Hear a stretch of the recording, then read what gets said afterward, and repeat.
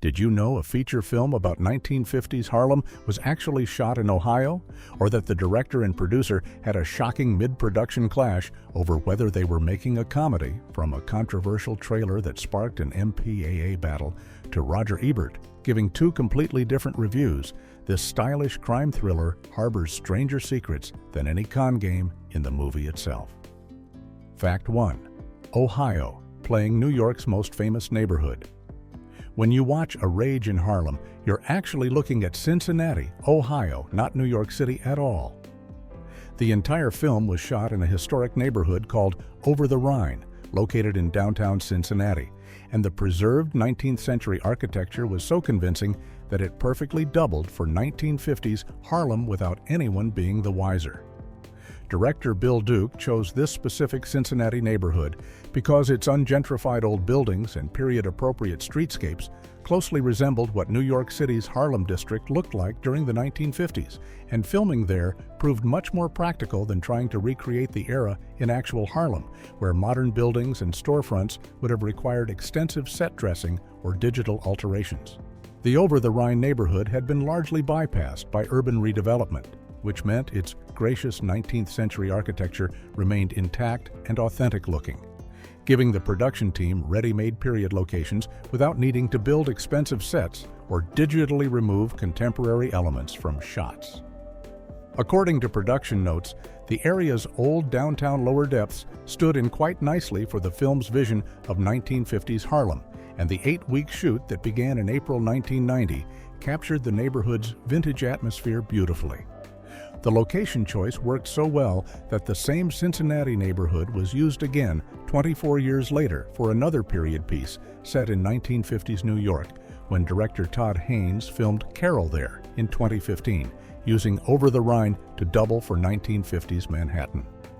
This demonstrated that Cincinnati's preserved historic district had become Hollywood's go-to location for recreating mid-20th century New York City street scenes, proving that sometimes the best way to capture old New York is to leave New York entirely and head to the Midwest instead.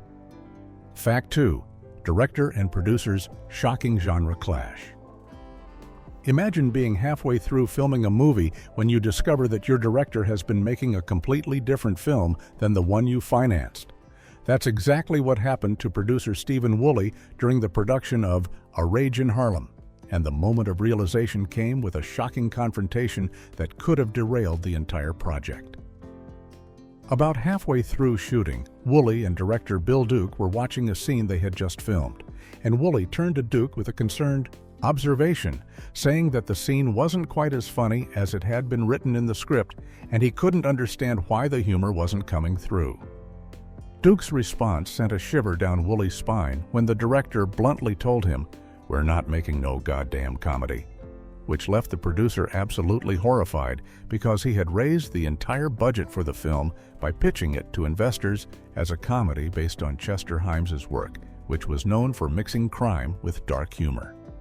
Woolley initially hoped Duke was joking, but he quickly realized that the director was deadly serious and had a completely different vision for the material, with Duke later explaining that he believed they were making something closer to Porgy and Bess, the serious dramatic opera, rather than the comedic crime caper that Woolley had been selling to financiers.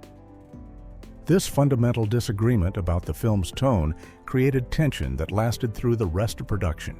and the final result ended up being somewhere between the two visions, with some reviewers describing it as a comedy, while others saw it as a straight crime drama, proving that neither Duke nor Woolley fully got the movie they originally envisioned. Fact 3. A 5-minute standing ovation at Cannes. While American critics gave A Rage in Harlem decidedly mixed reviews when it opened in theaters, the film received a dramatically different reception across the Atlantic Ocean at one of the world's most prestigious film festivals. The movie premiered in official competition at the 44th Cannes Film Festival in 1991, screening in the festival's Grand Palais venue. And when the credits rolled, the audience rose to their feet and applauded for a full 5 minutes in what's known in the film industry as a standing ovation. This lengthy applause was particularly significant because Cannes audiences are notoriously tough critics who have been known to boo films they don't appreciate, so a 5-minute ovation represented genuine enthusiasm and respect for the work. The Cannes premiere held special importance for director Bill Duke because A Rage in Harlem marked his debut as a theatrical feature film director, even though he had already directed over 100 television episodes and had won awards for his television work, including the Special Jury Prize at Sundance for The Killing Floor. The warm reception at Cannes helped establish Duke as a serious filmmaker capable of handling major theatrical releases, and it opened doors for his subsequent directing career that would include films like Deep Cover, Sister Act 2, and Hoodlum. The contrast between the enthusiastic European festival reception and the lukewarm American critical response highlighted how differently audiences could interpret the same film, with the Cannes crowd apparently appreciating the stylish period atmosphere and strong performances that some American reviewers found overshadowed by what they considered a confusing plot. Fact 4. Robin Givens beat 3 major stars. The role of Imabelle, the seductive femme fatale at the center of A Rage in Harlem, went through an incredibly competitive casting process that saw roughly 300 actresses audition for the part before Robin Givens ultimately won the role. Director Bill Duke and his casting team considered an enormous pool of talent for the female lead, and among the finalists were several major names who were already well-established stars at the time, including Vanessa Williams, who had recently starred in The Adventures of Ford Fairlane, legendary actress Pam Grier, who was famous for her iconic roles in blaxploitation films like Foxy Brown and Coffee, and Jasmine Guy, who was then starring in the hit television series A Different World. What makes Givens' casting even more remarkable is that A Rage in Harlem represented her first major feature film role, even though she was already well known to television audiences from her work on the sitcom Head of the Class, which was still airing at the time of filming. Givens was coming off a highly publicized and tumultuous marriage to boxer Mike Tyson that had ended in 1989, and the negative press surrounding that relationship had somewhat overshadowed her acting abilities. But Duke and the producers saw something special in her audition that convinced them she was perfect for playing the manipulative yet vulnerable Imabelle. Roger Ebert later praised her performance in his review, noting that she was surprisingly effective in her first feature role and showed real flair for absurd comedy, while other critics commented that she looked great and brought genuine star power to the screen, proving that the casting team's faith in her over more experienced film actresses had been well placed. Fact 5. The screenwriter was also an actor. In one of the more unusual behind-the-scenes stories from A Rage in Harlem, the person who adapted Chester Himes's novel into a screenplay had absolutely no prior screenwriting experience whatsoever and was primarily known as an actor working in Chicago theater. John Toles-Bay was approached by first-time producer William Horberg to write the initial script for the film adaptation, which seems like an incredibly risky decision considering that Toles-Bay had 0 screenwriting credits to his name at the time and had never written a feature film before. Horberg apparently saw something in Toles-Bay that made him believe the Chicago-based actor could capture the essence of Himes's crime novel, and the gamble ultimately paid off when the script helped attract financing and talented actors to the project. What makes this story even more interesting is that Toles-Bay didn't just write himself out of the picture after delivering the screenplay, but instead also appears in the finished film as one of the main villains, playing the character Jody, who serves as the knife-wielding enforcer and member of Slim's dangerous gang of criminals from Mississippi. New York Times critic Vincent Canby specifically mentioned Toles-Bay in his review of the film, noting that in addition to working on the screenplay, he appears as one of the bad guys, showing that his dual contribution to the project was noteworthy enough to warrant attention from major critics. The fact that an untested screenwriter with no previous credits could write a script that made it all the way to the Cannes Film Festival and then also appear on screen in a memorable supporting role demonstrates just how unconventional the entire production of A Rage in Harlem truly was from start to finish. Fact 6. Roger Ebert changed his mind completely. One of the strangest twists in the critical reception of A Rage in Harlem involves legendary film critic Roger Ebert, who ended up reviewing the movie twice and came to completely opposite conclusions each time due to a distribution error that nobody caught until it was too late. When Ebert first watched the film for the popular television show Siskel and Ebert, he found it cluttered with too many minor characters and aimless scenes that didn't seem to go anywhere. And he gave the movie a decisive thumbs-down recommendation on the program, telling viewers they should skip it. However, after that negative review aired on national television, the distributor Miramax discovered they had made a significant mistake and accidentally shipped an earlier, unfinished cut of the film to critics in Chicago, instead of sending the final edited version that was supposed to be screened for press. This earlier version was roughly 10 minutes longer than the theatrical release and hadn't gone through the final editing process that removed confusion, abbreviated or eliminated unnecessary characters, and tightened the focus on the central love story between Jackson and Immabel. When Miramax realized their error, they sent Ebert the correct final version, and he agreed to watch it again and write a new review for the Chicago Sun-Times newspaper, where he awarded the film 3 out of 4 stars and wrote warmly about the chemistry between Forrest Whitaker and Robin Givens, calling the movie a lot better than the version he had initially seen. Ebert even included a note at the end of his written review explaining this unusual situation and acknowledging that the final cut had successfully addressed most of his original complaints about the film's pacing and structure. Fact 7. The MPAA censored the trailer. Over A Bible Before a Rage in Harlem even hit theaters, distributor Miramax found itself in a heated dispute with the Motion Picture Association of America over what could and couldn't be shown in the film's theatrical trailer. The controversy centered on a specific scene that appeared in the trailer where actor Gregory Hines, playing the character Goldie, pulls a gun from a hollowed-out Bible and points it directly at the head of a potential robber, and the MPAA determined that this sequence violated their guidelines for what was acceptable to show in previews that would be seen by general audiences. The MPAA defended their decision by citing a specific guideline that placed restrictions on trailers depicting a gun being pointed at someone's head if the potential victim is in the same frame as the weapon, arguing that this type of imagery was too intense for unrestricted preview screenings, regardless of the context. Miramax pushed back against this ruling, arguing that the scene was supposed to be comical rather than violent and that the overall tone of the moment was humorous instead of threatening, but the MPAA would not budge on their interpretation of the guidelines. As a result, the MPAA ruled that the trailer could only be shown during screenings of R-rated or NC-17 rated films, meaning it couldn't play before movies that had more family-friendly ratings, which significantly limited the advertising reach for A Rage in Harlem, since the trailer was blocked from playing in front of PG or PG-13 movies that might have attracted a broader audience.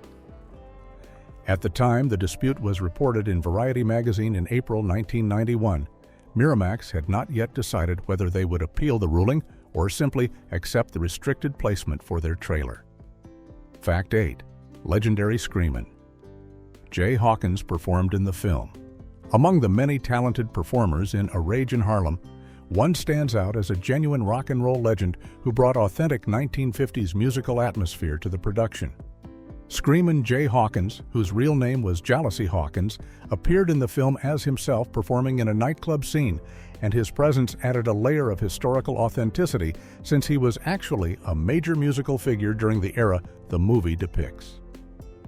Hawkins was best known for his 1956 hit song I Put a Spell on You, and for pioneering the shock rock genre with his wildly theatrical stage performances that featured props like a smoking skull on a stick that he named Henry, along with rubber snakes and coffins that he would emerge from during concerts, making him an early influence on later theatrical rock performers like Alice Cooper. By the time A Rage in Harlem was filmed in 1990, Hawkins had appeared in several other movies, including American Hot Wax in 1978 and Jim Jarmusch's Mystery Train in 1989, and he brought decades of performing experience to his cameo in Bill Duke's film. The appearance in A Rage in Harlem would prove to be one of Hawkins's final film roles, as he continued performing and recording through the 1990s before passing away in February 2000 at the age of 70 in France, where he had been living after relocating to Europe. At least one review of the film specifically praised the inclusion of a famous blues player performing in a nightclub, calling it excellent, though the reviewer didn't identify Hawkins by name. Fact 9. Bill Duke's feature debut. After 100-plus TV episodes. Although A Rage in Harlem marked Bill Duke's debut as a theatrical feature film director, calling him an inexperienced filmmaker would be incredibly misleading, since he had already amassed an impressive resume directing well over 100 episodes of television before he ever set foot on a movie set. Duke had spent the entire 1980s building his reputation as one of the most sought-after television directors in Hollywood, helming episodes of some of the most popular and critically acclaimed shows of that era, including the stylish crime drama Miami Vice, the groundbreaking police series Hill Street Blues, the primetime soap opera Dallas, and its sister shows Falcon Crest and Knots Landing, along with many other programs. His path into television directing came through an unusual circumstance in the early 1980s when he accidentally secured a directing job on Knots Landing due to what he later described as a secretarial or clerical error at the American Film Institute Conservatory. But the producers were pleased enough with his work that they kept him on, and he eventually directed 10 episodes of that series. This success made Duke one of the first 4 black television directors working in the industry during that period, breaking barriers at a time when opportunities for African American directors were extremely limited. The producers of A Rage in Harlem specifically chose Duke, in part because of his extensive experience directing Hill Street Blues, which they felt was important because that series had successfully mixed humor and violence in a way that was similar to what they wanted to achieve with the Chester Himes adaptation. Fact 10. The Gold changed from fake to real. One of the most significant changes made when adapting Chester Himes' novel to the screen involved completely altering the nature of the treasure that drives the entire plot, transforming what was originally a brilliant meta-commentary on deception into a more straightforward crime caper. In Himes' original novel, which was titled For Love of Immabel, when first published in the United States, the gold ore that everyone is chasing throughout the story turns out to be fool's gold, meaning it's actually iron pyrite that looks like real gold but is completely worthless, creating a layered irony where criminals are fighting and killing each other over something that has no value whatsoever. This twist was central to Himes' vision of the story as a con within a con, where the criminals themselves have been conned without realizing it, adding a darkly comic layer to the violence and betrayal that unfolds as various factions pursue what they believe is a valuable prize. However, the filmmakers made the decision to change the gold ore into actual real gold worth $200,000, which fundamentally altered the stakes and meaning of the entire plot by removing that element of cosmic joke and making the treasure genuinely valuable. This change meant that all the violence and scheming in the movie was justified by actual potential wealth, rather than being ultimately pointless, which shifted the tone away from Himes' more absurdist and satirical vision toward a more conventional crime thriller where the characters are fighting over something real. The decision to make this change likely came from concerns that audiences might feel cheated or confused by a worthless MacGuffin. Fact 11. Goldie's character underwent radical changes. The character of Goldie, played by Gregory Hines in the film, underwent such drastic changes from Chester Himes' original novel that he's almost unrecognizable as the same person, with virtually every aspect of his identity and behavior altered for the screen adaptation. In Himes' book, Goldie is described as Jackson's overweight twin brother who makes his living by walking the streets of Harlem dressed in a nun's habit and wig, posing as a Sister of Mercy while collecting coins for what he claims is church charity, but is actually just lining his own pockets. The novel's version of Goldie is also a serious drug addict who regularly shoots speedballs, which are dangerous combinations of morphine and cocaine injected together. And he works as a police informant who feeds information to the detective duo of Gravedigger Jones and Coffin Ed Johnson in exchange for protection and money. The film version transformed Goldie into Jackson's trim and dapper stepbrother rather than his identical twin, eliminating all the physical similarities between them and changing their relationship from twins to step-siblings who have become estranged over the years. Movie Goldie works as a numbers runner in the illegal gambling world, and occasionally impersonates a priest to sell bogus tickets to heaven. But he never cross-dresses as a nun, never solicits donations in drag, and shows no signs whatsoever of drug addiction or drug use throughout the entire film. These changes removed much of the darker, more desperate edge from the character and made him into a more conventional, charming rogue figure who could serve as comic relief and ultimately reconcile with his brother by the film's end. Fact 12. Forest Whitaker's first producing credit. A Rage in Harlem holds special significance in Forest Whitaker's career because it represents the first time he ever received a producing credit on a film, marking his initial step into the world of behind-the-camera work that would eventually become just as important to his career as his acclaimed acting performances. Whitaker served as co-producer on the film while simultaneously playing the lead role of Jackson, the naive and lovesick Undertaker's assistant, which meant he was juggling both creative responsibilities during the production and learning the business side of filmmaking while also focusing on his character work. According to publicity materials released before the film began shooting, Whitaker was actually the first of the two lead actors to commit to the project, and his involvement as both star and producer helped attract other talented performers to join the cast. This dual role on A Rage in Harlem gave Whitaker valuable experience in understanding how films are put together from a producer's perspective, including dealing with budgets, scheduling, creative decisions, and the many logistical challenges that come with independent film production. The experience clearly made an impression on him because he continued expanding his behind-the-camera work throughout the 1990s, making his directorial debut with the television movie Strapped for HBO in 1993, which won him the International Critics Award at the Toronto International Film Festival, and then directing his first theatrical feature, Waiting to Exhale, in 1995, which became a major commercial and cultural success. Whitaker went on to produce numerous other projects through his production company, Spirit Dance Entertainment, demonstrating that his work as co-producer on A Rage in Harlem had launched an entirely new dimension of his multifaceted career in the entertainment industry. Fact 13. The detectives were demoted to buffoons. Fans of Chester Himes's detective novels were likely disappointed by how the film adaptation treated two of his most beloved and iconic characters, the hard-boiled detective partners Gravedigger Jones and Coffin Ed Johnson, who are central figures throughout Himes' entire Harlem detective series. In the original novels, these two black detectives are genuinely feared and respected figures in Harlem who are known for their willingness and ability to dish out sudden death to criminals, and they operate with a brutal efficiency that makes them both terrifying and effective at keeping order in the neighborhood through methods that often involve violence and intimidation.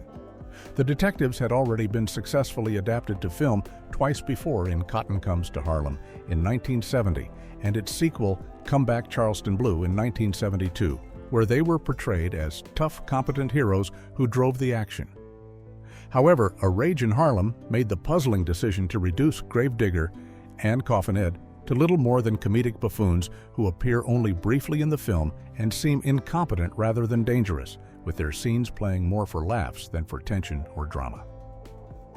The film cast comedian George Wallace, who would later play the mayor in Batman Forever as Gravedigger Jones, and Stack Pierce as Coffin Ed Johnson, and their limited screen time shows them as obstacles and comic relief, rather than as the formidable law enforcement presence they represent in Himes' writing.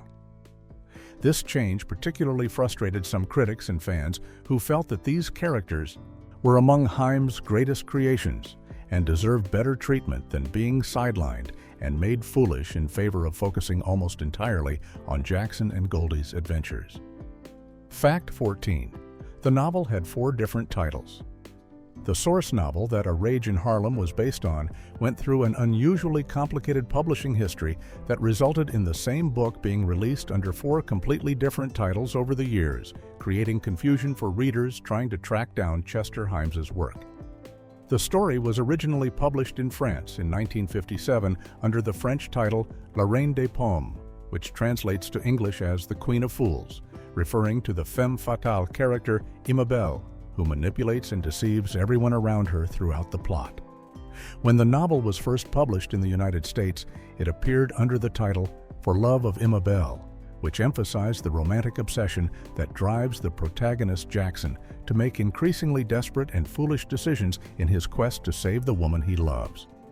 However, Chester Himes himself was apparently not satisfied with either of these publisher-chosen titles and had his own preferred name for the work, which was The Five-Cornered Square, a phrase that captured the geometric impossibility and absurdist nature of the story, where nothing quite makes sense and conventional logic doesn't apply.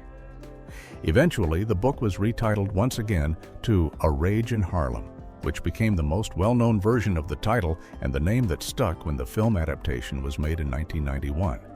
even though this title came later in the publishing history and wasn't what Himes had originally intended. This constant retitling reflected the difficulty publishers had in marketing Himes's unique blend of crime fiction, dark comedy, and social commentary, as they struggled to find a title that would capture the essence of his complex and challenging work for different audiences across different countries and different eras. Fact 15. A tragic ending became a happy one. The film adaptation made a significant decision to completely rewrite the ending of Chester Himes's novel, transforming what was originally a brutal and tragic conclusion into something much more optimistic and emotionally satisfying for mainstream audiences.